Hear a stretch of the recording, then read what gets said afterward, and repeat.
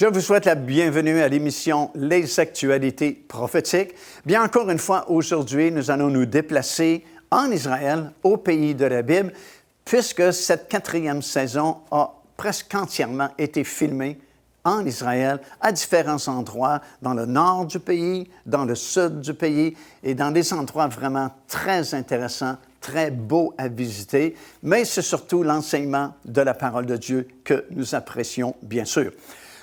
Si vous suivez fidèlement les émissions, les actualités prophétiques, vous savez qu'il y a quelques émissions passées, nous étions rendus dans un endroit qui s'appelle Beth-Shan, où nous avons partagé la parole du Seigneur.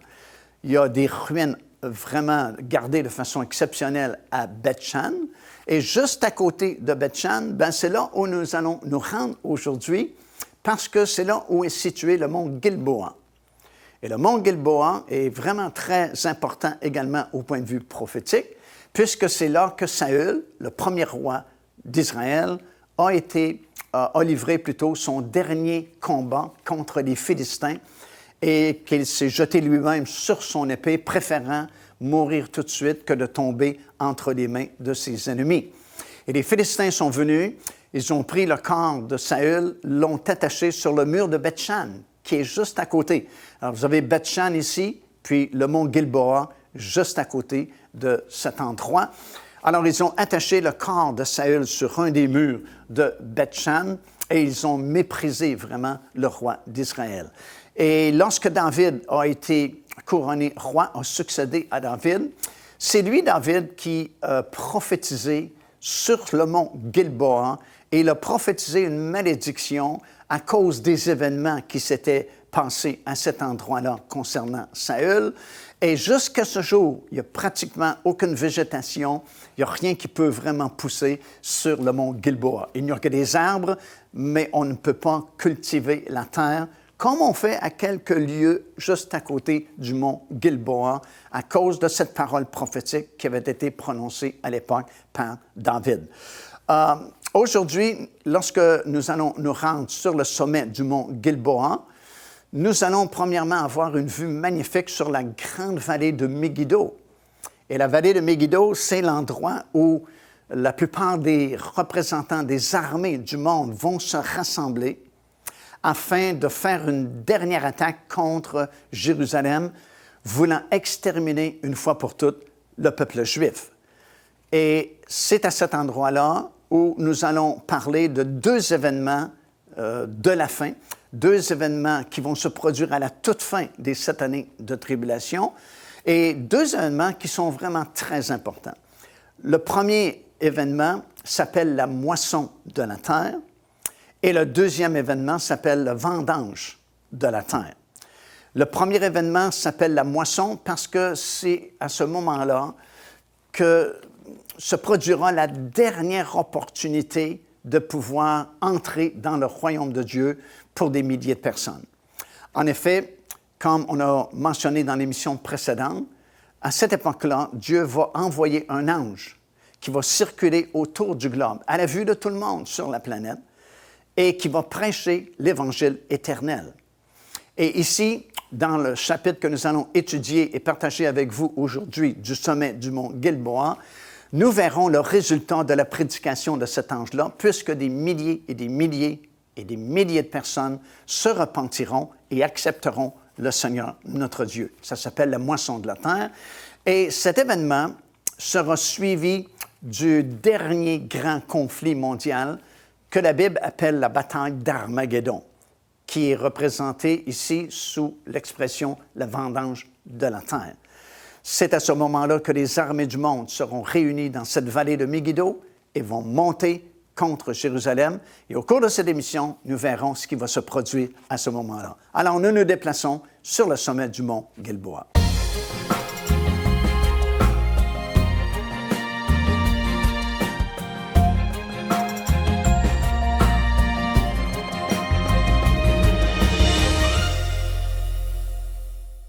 Je suis sur le sommet du mont Gilboa et juste derrière moi, c'est la vallée de Jezréel et le site de Megiddo est juste au nord, ici, dans cette grande vallée de Jezréel. Comme je l'ai mentionné précédemment, c'est ici que Saül a livré son dernier combat contre les Philistins et malheureusement, ses fils ont été tués au cours de cette bataille et lui-même s'est jeté sur sa propre épée afin de s'enlever la vie.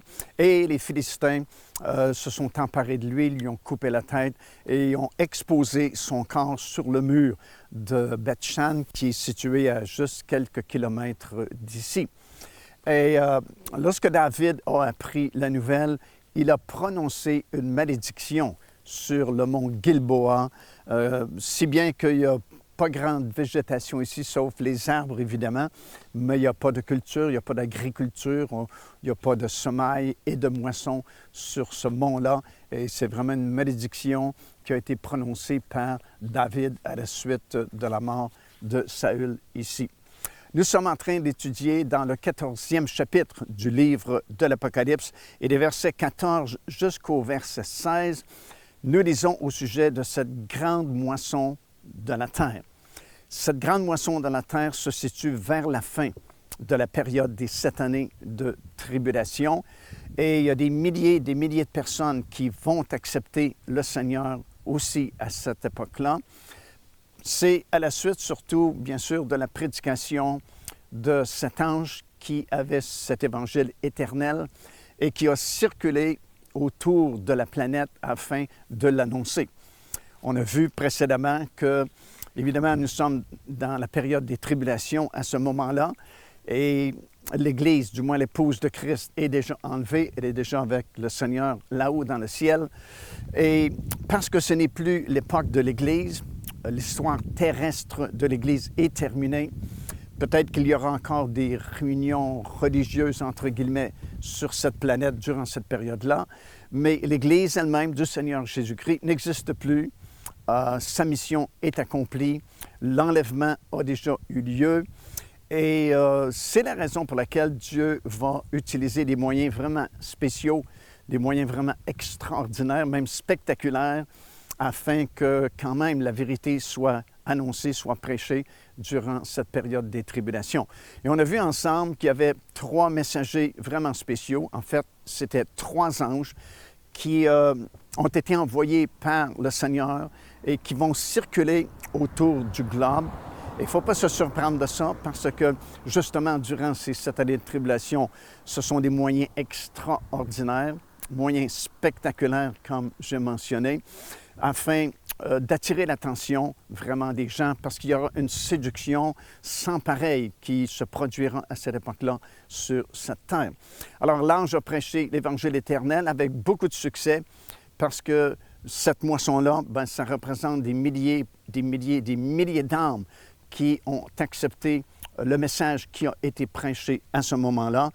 La plupart d'entre eux seront tués parce qu'évidemment, on est à l'époque où l'Antéchrist contrôle une bonne partie de la planète et parce qu'ils se sont identifiés avec le Seigneur Jésus-Christ, avec Dieu, ils sont mis à mort et c'est pourquoi on les retrouve dans le chapitre 15 du livre de l'Apocalypse, des versets 2 jusqu'à 4. Ils sont déjà rendus au ciel dans la mer de cristal. Remarquez qu'au tout début du livre de l'Apocalypse, on a parlé aussi de la mer de cristal, mais elle était vide à ce moment-là. Mais ici, elle est remplie de ces milliers d'âmes qui ont accepté le message de cet ange-là, ont été sauvés, ont été tués, mais maintenant sont à l'abri et dans leur repos, dans la mer de cristal devant le Seigneur. Alors ce groupe-là, voilà, c'est un autre groupe parmi les rachetés. Comme Paul nous a dit, tous nous allons ressusciter, mais chacun en son rang. Bien, cette moisson de la terre, qui se situe vers la fin des 7 années de tribulation, représente le 6e rang de la première résurrection. On sait, on l'a mentionné à plusieurs reprises, il y a en fait 7 rangs qui composent la première résurrection. Elle a déjà commencé, cette première résurrection, par la résurrection du Seigneur Jésus-Christ lui-même, parce qu'il doit être le premier en tout. Elle sera complète avec le 7e et dernier rang, alors que le Seigneur Jésus-Christ reviendra sur la terre et que les âmes de ceux qui ont été décapités au début des 7 années de tribulation reviendront à la vie. Il y a 2000 ans, exilés sur une île, une multitude de mystères, une révélation pour le futur. Apocalypse. Découvrez les secrets et les bénédictions que l'apôtre Jean a écrits dans ce livre mythique. Avec ce nouveau coffret DVD, renfermant plus de 10 heures d'enseignement. Apocalypse, disponible au www.paindevie.org. Devenez partenaire avec ce ministère par votre soutien financier et aidez-nous à planter le flambeau de l'Évangile à travers le monde entier. Vous recevrez un enseignement audio à tous les mois de la part de l'évangéliste Mario Massicotte, ainsi que notre bulletin de nouvelles prophétiques incluant des enseignements bibliques, des nouvelles du ministère et des commentaires sur les actualités prophétiques. Débutez dès aujourd'hui en visitant notre site web www.paindevie.org ou par courriel à info@paindevie.org ou en nous écrivant à Pain de Vie, casier postal 426 800 Square Victoria, Montréal, Québec, H4Z 1J7.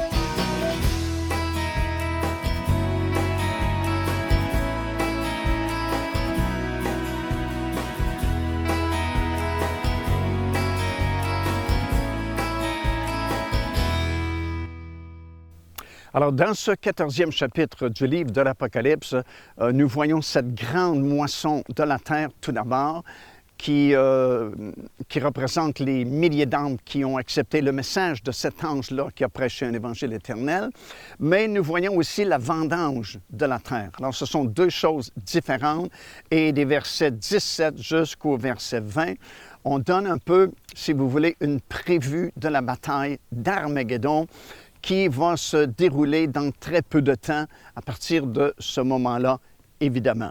Cette bataille d'Armageddon sera vraiment terrible et la Bible nous dit qu'il y aura du sang répandu sur une distance d'environ 300 kilomètres. Alors ici, je me trouve sur le sommet du mont Gilboa. Derrière moi, vous avez la grande vallée de Jezréel. Un peu plus haut, vous avez le site de Megiddo. Et c'est ici, dans cette grande vallée, à la fin de cette année de tribulation, que se réunira beaucoup d'armées, peut-être l'ensemble des armées du monde, qui sait. Mais cette vallée sera remplie de soldats qui sont venus du nord, de l'est, de l'ouest et de l'est pour monter sur Jérusalem et tenter de détruire une fois pour toutes non seulement la ville, mais la race juive.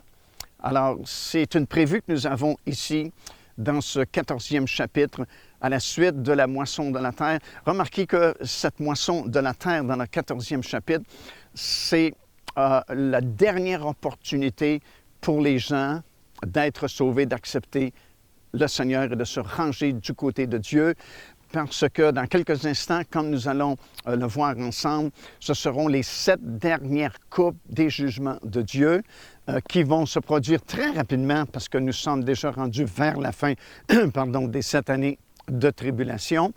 Et lorsque les 7 coupes se succéderont rapidement, il n'y a pas d'autres indications dans la Bible qu'il y a des gens qui seront sauvés. Alors, la moisson de la terre du 14e chapitre, c'est le dernier grand effort pour annoncer aux gens qu'il y a une possibilité encore d'être sauvés. Et comme on l'a constaté en début de cette émission, des milliers de personnes, bien sûr, vont faire le bon choix et se ranger du côté de Dieu. Et dans les versets suivants, on a justement la prévue, une vue d'avance de la bataille d'Armageddon. Et c'est terrible, cette bataille-là. C'est le dernier grand conflit mondial, bien sûr. Et il y a plusieurs versets, comme Joël chapitre 3, verset 12 et verset 13, qui dit ceci, « Que les nations se réveillent et qu'elles montent dans la vallée de Josaphat, car là je siégerai pour juger les nations d'alentour. Saisissez la faucille, car la moisson est mûre. » On parle de cette vendange-là. « Venez fouler, car le pressoir est plein. » Dans Zacharie, 12e chapitre, les versets 2 et 3e verset, nous lisons ceci. « Je ferai de Jérusalem une coupe d'étourdissement pour tous les peuples d'alentour. En ce temps-là, je ferai de Jérusalem une pierre pesante pour tous les peuples. Tous ceux qui la soulèveront seront meurtris et toutes les nations de la terre s'assembleront contre elle. » Également dans Zacharie 14e chapitre et au 12e verset, « Voici la plaie dont l'Éternel frappera tous les peuples qui auront combattu contre Jérusalem, leur chair tombera en pourriture, tandis qu'ils seront sur leurs pieds. Leurs yeux tomberont en pourriture dans leur orbite, et leur langue tombera en pourriture dans leur bouche. Alors, c'est une bataille terrible. C'est le dernier conflit mondial. Toutes ces nations-là qui seront rassemblées ici dans la vallée de Megiddo, la vallée de Jezréel, et qui monteront contre la ville de Jérusalem. Ce sera une bataille terrible. Une grande partie de la ville déjà sera tombée, et les différents versets que nous venons de lire prouvent que ça va être un conflit terrible. Il y a d'autres versets, évidemment, il y en a plusieurs dans l'Ancien Testament, dans le livre du prophète Ésaïe, surtout le livre du prophète Zacharie, qui donne beaucoup de détails concernant ce dernier grand conflit. Et c'est la vendange de la terre qui se produit peu de temps après cette grande moisson d'âmes qui maintenant est au ciel. Procurez-vous cet enseignement disponible dès maintenant sur notre site web au www.paindevie.org. En visitant notre boutique web, vous pourrez commander ou même télécharger les enseignements. Vous trouverez aussi plusieurs autres produits contenant des centaines de sujets pour votre édification. Après avoir vu dans le 14e chapitre du livre de l'Apocalypse la grande moisson de la terre qui représente le 6e rang de la première résurrection, et après avoir vu la vendange de la terre qui est annoncée, c'est une prévue de la grande bataille d'Armageddon, nous arrivons au 15e chapitre du livre de l'Apocalypse, et là nous voyons 7 autres anges qui tenaient 7 coupes qui sont les 7 derniers fléaux avant le retour du Seigneur Jésus-Christ sur cette terre. Et par eux, par ces 7 jugements, la colère de Dieu va s'accomplir. Ce sera le point final. Le Seigneur sera revenu sur la terre après cette 7e coupe, et son royaume sera finalement établi, qui durera pour toujours. Ces 7 derniers jugements vont maintenant se produire et vont se produire très rapidement parce qu'il ne reste que très peu de temps. Et en fait, ce sont les plus terribles jugements. Ces 7 dernières coupes sont vraiment très intensives, sont vraiment très, très puissantes. Et ces 7 coupes vont se produire après un très long intervalle qui nous a permis de voir, premièrement, la fuite à pétran de plusieurs Juifs qui ont eu un discernement spirituel lorsqu'ils ont vu l'abomination de la désolation établie dans le lieu saint, c'est-à-dire l'Antéchrist qui s'autoproclame Dieu et demande qu'on l'adore.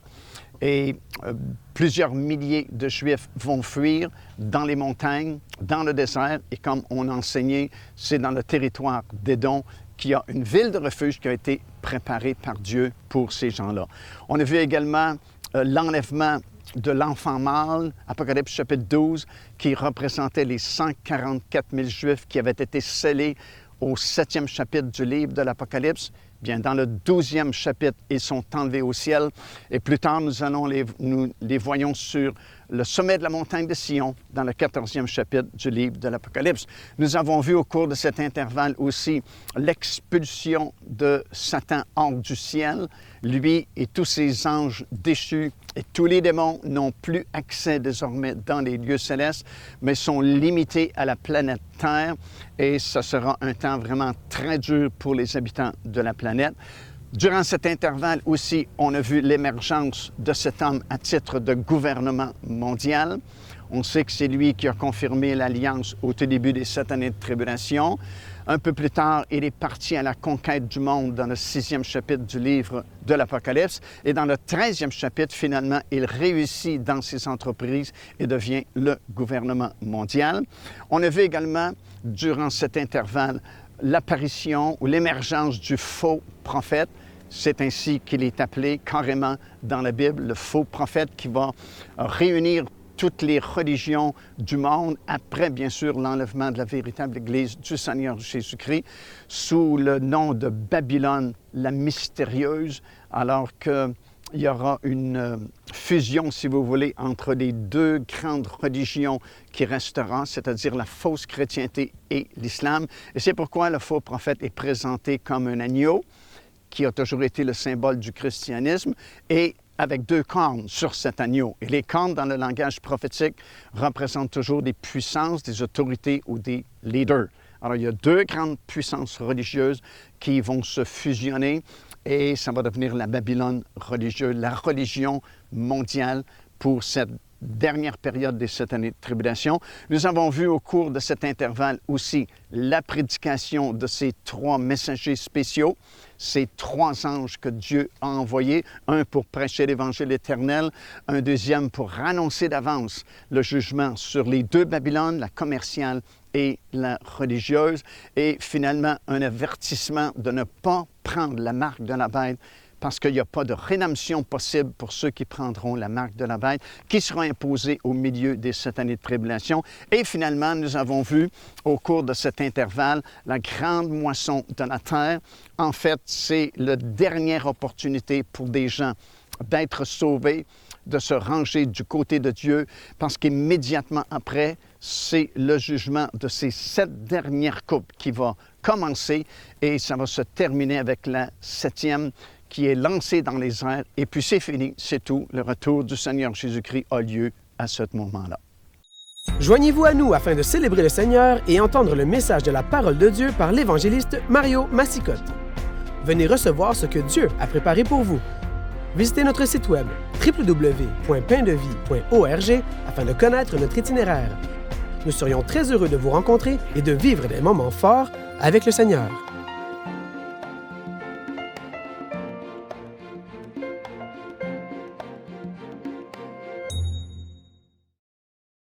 Du sommet du mont Gilboa, où je me trouve, on a une vue magnifique derrière moi sur la vallée de Jezreel. Megiddo est à quelques pas au nord ici. Et c'est cette grande vallée, c'est dans cette grande vallée que vont se réunir les armées du monde qui vont monter sur Jérusalem.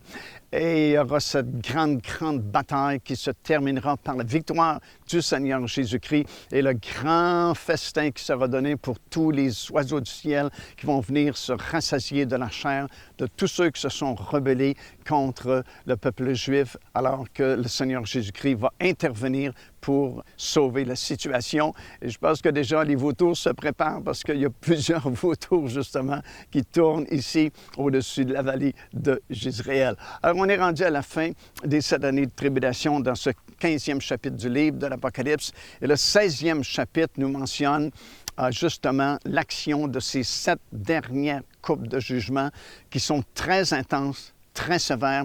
Les 7 coupes vont se succéder très rapidement et c'est comme une intensification des jugements des 7 trompettes qui ont précédé le jugement de ces 7 coupes-là. On sait qu'il y a eu les 7 premiers sauts suivis des jugements des 7 trompettes et maintenant nous sommes à la fin de la période des 7 années de tribulation et c'est la dernière séquence de jugement vraiment, ces 7 trompettes. Et ça ressemble étrangement aux plaies d'Égypte. Par exemple, la première coupe, ça dit qu'il y a un ulcère qui va frapper les êtres humains et c'est en fait la 6e plaie d'Égypte. La 2e et la 3e coupe, ce sont des eaux qui sont changées en sang et vous vous souvenez peut-être, c'était la première plaie d'Égypte. La 5e coupe, il y a des ténèbres qui se répandent sur tout le territoire où règne l'Antéchrist. Et c'est la même chose qui s'était produit lors de la 9e plaie d'Égypte. Lors de la 6e coupe, il y a une invasion de grenouilles et c'était, vous vous souvenez peut-être, la 2e plaie d'Égypte également. Et lors de la 7e coupe, il y a de la grêle avec des grêlons très lourds qui vont détruire beaucoup de choses et c'était la 7e plaie d'Égypte. Cette 7e coupe, plutôt que d'être versée sur la planète, elle est lancée dans les airs et lorsque la 7e et dernière coupe sera lancée dans les airs, alors là, il y a plusieurs événements qui vont se produire simultanément. Premièrement, il y aura ce grand tremblement de terre qui va ébranler la planète au complet. Et la Bible dit qu'il n'y aura jamais eu un tremblement de terre aussi fort, aussi grand dans toute l'histoire de l'humanité. En fait, il sera tellement fort, tellement puissant que finalement, tout ce que l'homme aura construit sera démoli. Deuxièmement, la topographie de la planète va changer. Les îles vont s'enfuir, les montagnes ne seront plus retrouvées. La planète va changer complètement et totalement. Les les montagnes, comme j'ai mentionné, seront renversées. Il y a des vallées nouvelles qui seront créées. En fait, quand le Seigneur Jésus-Christ va poser ses pieds sur le sommet de la montagne des Oliviers, déjà, il y a une grande vallée qui sera formée. Il y aura le jugement de la Babylone religieuse et la Babylone commerciale qui se produira à ce moment-là. C'est la fin de la bataille d'Armageddon également. C'est le jugement aussi sur l'Antéchrist et le faux prophète qui ont dirigé les destinées de la planète pendant ces dernières 3 années et demie. Ils seront éliminés simplement par l'éclat de l'avènement du Seigneur et le souffle de sa bouche. Les deux sont jetés vivants, comme nous le disons, dans l'étang ardent de feu, et ils seront là pour l'éternité. Ensuite, il y aura le jugement sur Satan lui-même et tous ses anges déchus et tous les démons. La terre sera libérée de tout ce monde-là. Satan lui-même, tous les anges déchus et tous les démons seront enfermés dans l'abîme et seront là pendant toute la longue période de 1000 ans, le règne du Seigneur Jésus-Christ, le millénium, comme on l'appelle communément. Pendant toute cette longue période, Satan, ses démons et ses anges déchus seront emprisonnés dans l'abîme, enchaînés pendant toute cette période-là. Et un des 7 anges qui tenait les 7 coupes est venu vers Jean et lui a dit « Viens, je te montrerai le jugement de la grande prostituée qui est assise sur les grandes eaux. » Et les 2 chapitres suivants sont consacrés à la description de ce jugement-là, le chapitre 17 et le chapitre 18 qu'on va examiner en détail. Car Dieu a tant aimé le monde qu'il a donné son Fils unique, afin que quiconque croit en lui ne périsse point, mais qu'il ait la vie éternelle. Téléchargez gratuitement l'enseignement « Le salut, c'est quoi ?» en visitant notre site web www.paindevie.org et recevez la grâce merveilleuse que Dieu vous offre. Ici l'évangéliste Mario Massicotte qui vous invite à vous inscrire à notre lettre de nouvelles électronique. Et pour ce faire, il suffit de visiter notre site web au www.paindevie.org et tout en haut à la droite de votre écran, vous allez voir cet onglet sur lequel vous cliquez et vous vous inscrivez tout simplement. Ça vous permettra de recevoir des nouvelles du ministère de Pain de Vie et en même temps recevoir le bon enseignement de la parole de Dieu. Faites-le donc aujourd'hui même.